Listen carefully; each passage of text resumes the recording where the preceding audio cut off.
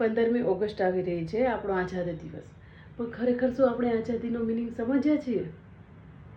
માત્ર અંગ્રેજોની ગુલામીમાંથી મુક્ત થવું આઝાદી નથી. આપણા સ્વતંત્ર વિચારો રજૂ કરવા, સાચા સાથે ઊભું રહેવું અને આપણે સપના જોવા, એ પણ એક આઝાદી છે. અને આ આઝાદી જવાબદારી લઈને આવે છે. અને આપણે એવું કહેતા હોઈએ છીએ કે દેશમાં આ બદલાવ હોવો જોઈએ, આવું હોવું જોઈએ, આવું હોવું જોઈએ. અને આપણે કોના પર બ્લેમ કરીએ છીએ?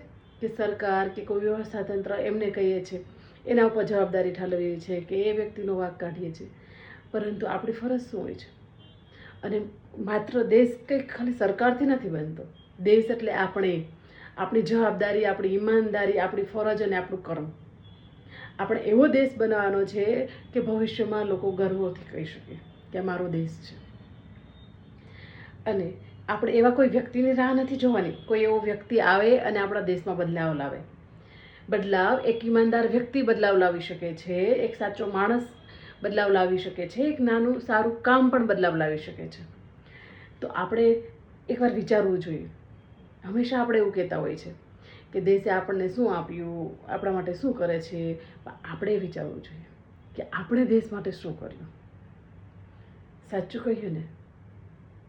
જય હિન્દ.